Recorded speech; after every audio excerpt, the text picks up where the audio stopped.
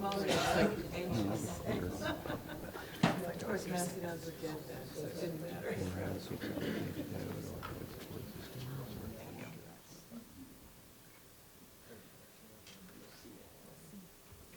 Bigger is better. Make it smaller. No. Okay, you just have to click it through the over here. So Yeah. Where, did you, where? Oh, you're gonna click over there.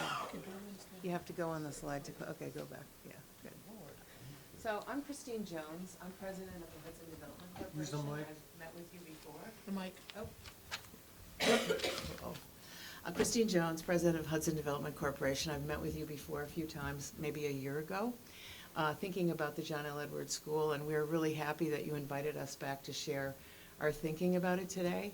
I want to tell you that I'm here with the executive committee of HDC. That includes Phil Foreman. Phil, raise your hand. Phil is the treasurer. Nick Haddad's the vice president, and Paul Barrett is the secretary. And this team, plus some other of our board members, have been thinking about this building for almost a year. We have put a lot of time and energy into speaking to people in the community, speaking to other organizations, and kind of getting a feel for what this building could be. But before I start, I just want to read you something that I came across in our studies about a school building. I'm going to read it because I didn't memorize it. One of the most revered structures in any community is a school building. Schools serve as landmarks. Make a left at the school. I'll meet you at the school. The parade will step off in front of the elementary school. School buildings were the safe, everyday places that parents took their children to learn and grow, giving them experiences with other kids and other adults, and where everyone marked a rite of passage, moving up day and graduation ceremonies. The adult community members that learned in these buildings, the schools represented fond memories of childhood, of specific friends and teachers and experiences that defined them well into their adulthood. And when they see the school buildings they attended, it brings up a flood of private memories. When schools are shuttered, the halls, which once had many hours of happy conversation, laughter, teasing, and friendships, are silent. And so too, a part of a community history is silenced. According to our research of national statistics on closed public schools, anywhere from 1,200 to 2,200 schools in America shut each year. Hudson is not the only town with an empty school building, but I can't scroll this. Okay, here we go. Sorry. The question is, what do you do with a closed school? An old school presents some really unique challenges. For one, it's built for a specific use, for people to arrive in the morning, spend the day in the classrooms for learning, and then go home at night. It isn't like a warehouse that has a large open space with multiple possible uses, an empty tablet to create something brand new. It isn't an old Main Street office building that could be gutted and turned into apartments. An old school will usually only work as another school of a similar size or a project for an anchor tenant that needs this amount of space and can spend the money to renovate it. Though the challenges are many, when it comes to renovating these old schools, the opportunities for communities are extensive. With the help of visionary communities, many of these old buildings with intriguing and important parts of their history can be preserved and reimagined for a modern purpose. And that's why we're here tonight. The Hudson Development Corp has a vision for how we can reinvent John L. Edwards as a Hudson hub, as a curated landscape of opportunities for inspiration, education, youth programs, and child care services for the much-needed benefit of all of Hudson's citizens. We've been studying the ways to repurpose this building for all of the Hudson for the last 6 months. I said a year. I think it's more like a year. It's a big project, but we're certain we have the best use for the John L. Edwards building, and we're delighted to share our thinking with you tonight. So with that, I don't know, okay. Paul's gonna assist me in the slide, because I'm bad with slides. So this is the building you're all really well familiar with. How many of you went to school there? Yay, one, okay, yeah, you will that.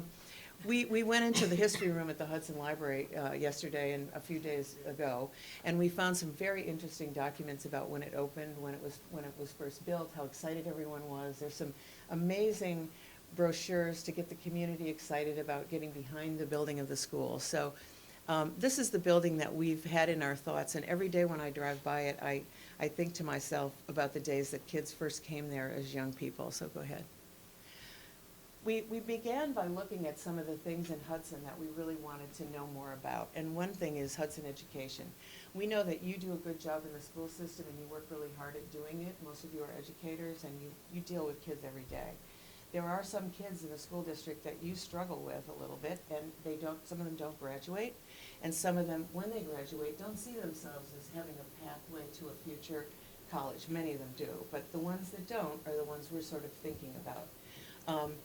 The opportunity for a job and a career path is something that we feel this building could give some of the students in Hudson that fall into those categories that you're all working hard to figure out how to solve that problem. And many, many don't see themselves as college material, but also many kids don't know how to feel on a college campus. And BOCES is giving that experience in a lot of ways to kids, and Hudson High School in Hudson is doing the same thing with Bard. But we see this building as still having a great use for education. Next. There's some really fabulous educational partnerships within hardly any distance of here. You all know Columbia Green Community College, only 3.5 miles away. They have a lot of programs for kids who are not, but they also are reinventing how they educate kids because programs are smaller. They're not two-year degree programs as much, but they're training and skilling in certain areas that kids can come away with a certificate that they could get a job. And they're very excited about the idea of bringing these kinds of programs to Hudson in a walkable capacity for Hudson students. Also for adults. Bard Early College, they're already in Hudson. They've been here for a while, as you all know. College for high schoolers.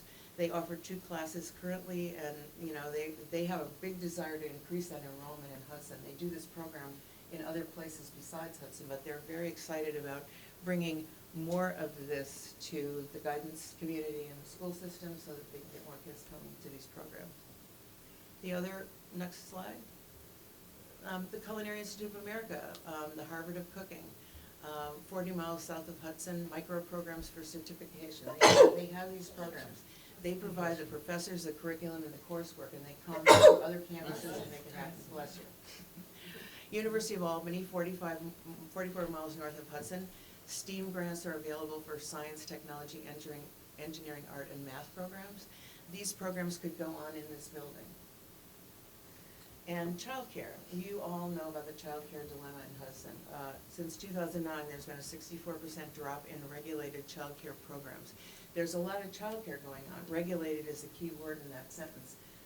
There's a lot of families stepping up, grandparents, aunts, uncles, and also a lot of kids in school are asked to stay home when their parents have to work to take care of their siblings, their younger siblings. So this child care component in this school would be huge. It would allow parents to have reliable employment, and also allow people to enroll in classes that would teach them things that they could go out and get a better job. Hospitality. Hudson's known for hospitality. By 2026, we know that there will be many needs for hospitality staffing, from everything from culinary to hospitality to front desk, client services, cleaning and servicing buildings. The Hudson culinary scene is growing, and we've heard, as a conservative estimate, that there will be 60 to 100 new jobs. So we could have this kind of training going on in this building. Uh-oh, how do we do this? The building, it's 3 acres and 89,500 square feet. It's designed by a very significant architectural firm. Whoever got behind this idea of building a school really picked a great firm. They're kind of well known. We've been in this building so many times with the help of the facilities people. We've taken people through it. It's in really good shape. We know what's wrong with it because we've been studying it for the last 6 months. We've gotten estimates on certain aspects to upgrade it, current money updates, but in general, the building is in really good shape.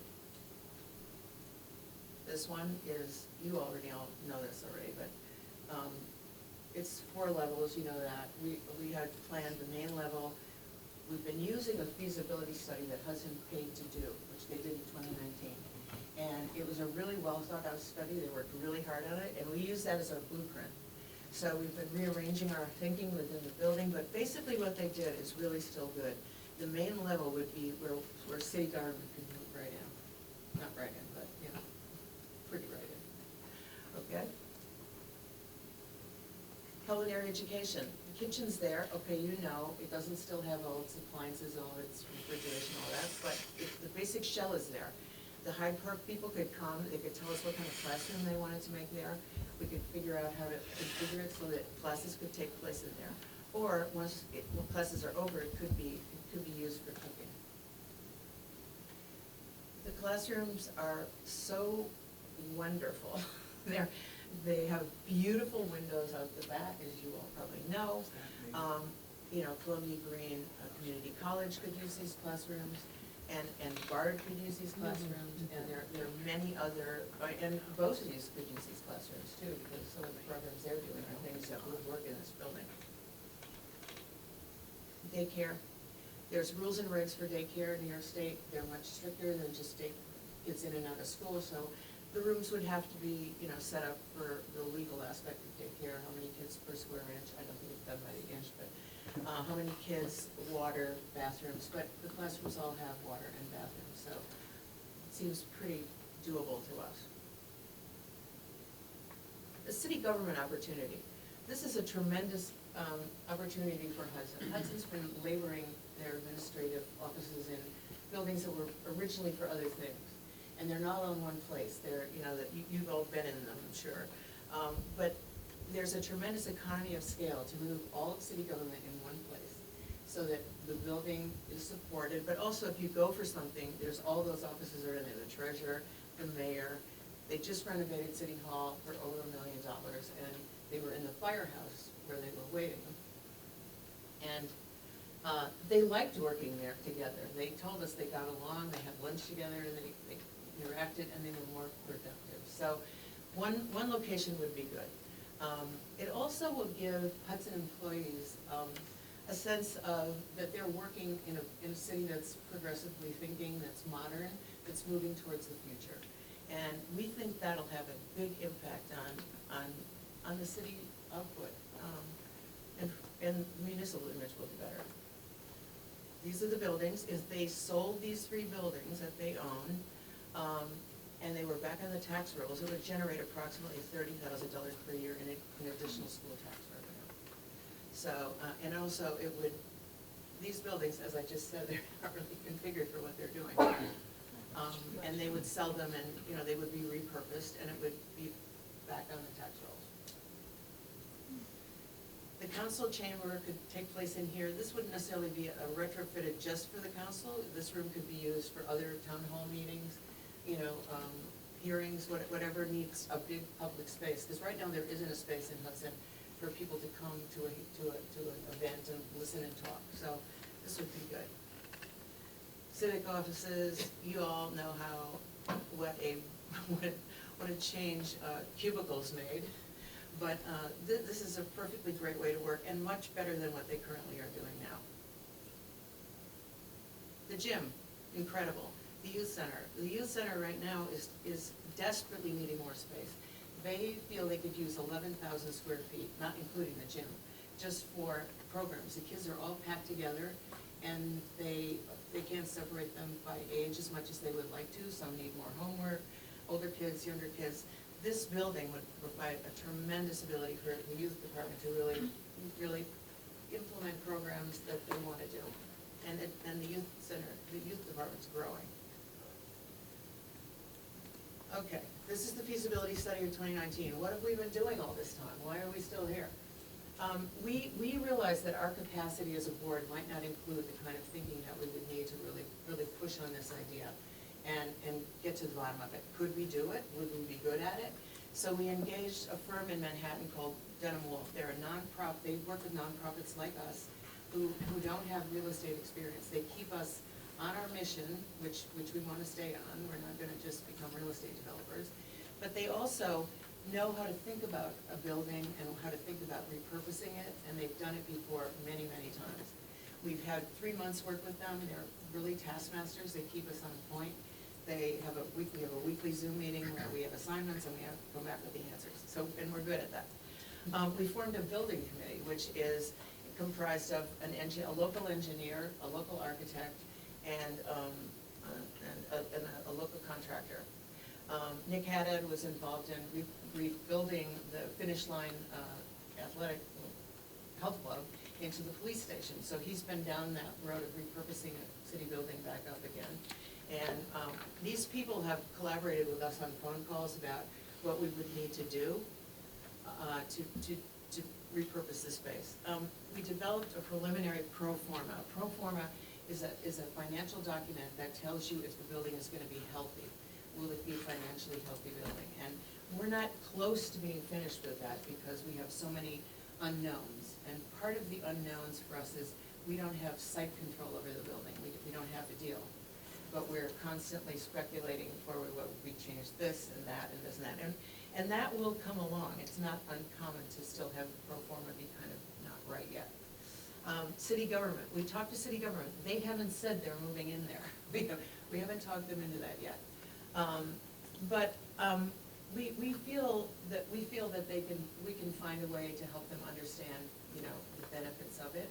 And as they're wondering, they're as curious about our plans as we're forming them. It's a big idea, and I'm sure they'll come around.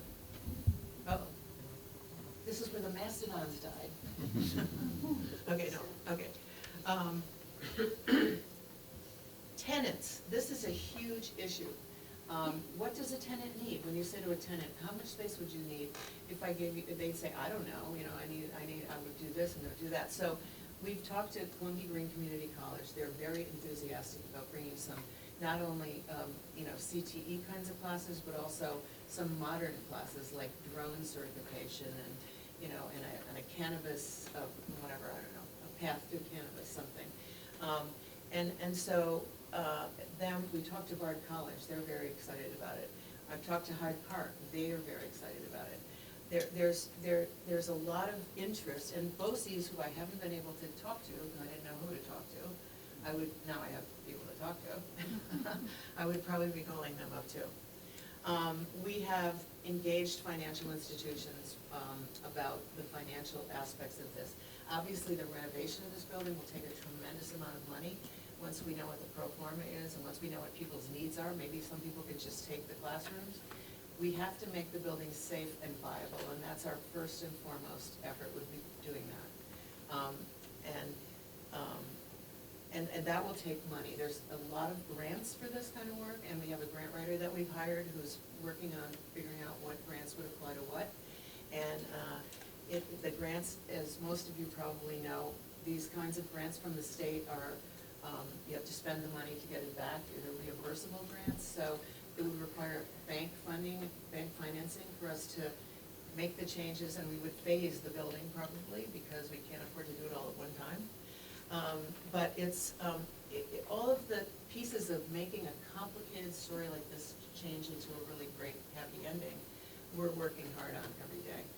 And we believe that this would be a feather in the cap of the school board, and for having had this vision.